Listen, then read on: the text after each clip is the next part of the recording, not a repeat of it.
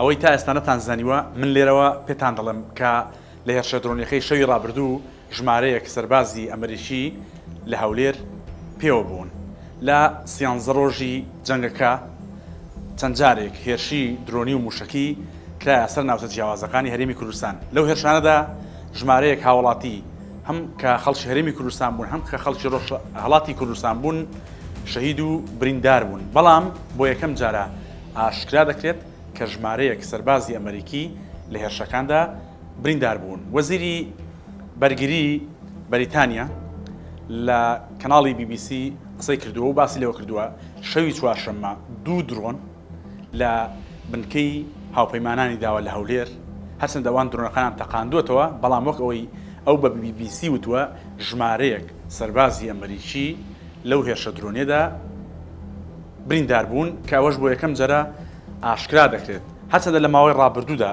ئێران چەند جارێک باسی لەوە کردووە کە لە هێرشەکانیاندا سەربازی ئەمریکیان پێکاوە. وەزیری بەرگری بەریتانیا لە قسەکانیدا بۆ BBC زانیاریشکەی دەرکاندووە باسی لەوە کردووە کە رووسیا لە پشت تەکنیکی ئێرانە لە هێرشە درۆنیەکاندا.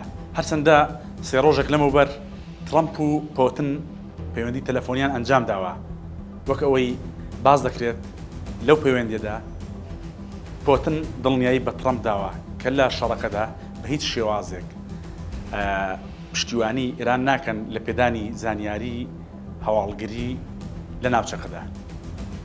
دەمەوێت سەرنجتان بۆ ڕابکەشم کە لە هەفتەی ڕابردوودا لە بەرنامەی سەعاتی سفر کە لە 1964 پێشکەش دەکرێت ئاخی سەلام ڕاوێژکاری سەربازی لە 1964 ئاماژەی بۆ داکە ئەو ئاماژانەی کە دەبینرێن هەست بەوە دەکرێت کە رووسیا لە پشت زانیاری هەواڵگری و تەکنیکی بەکارهێنانی درۆنەکانی ئێرانە چونکە درۆنەکان بە شێوازێکی دروست ئامانجەکان دەپێکن.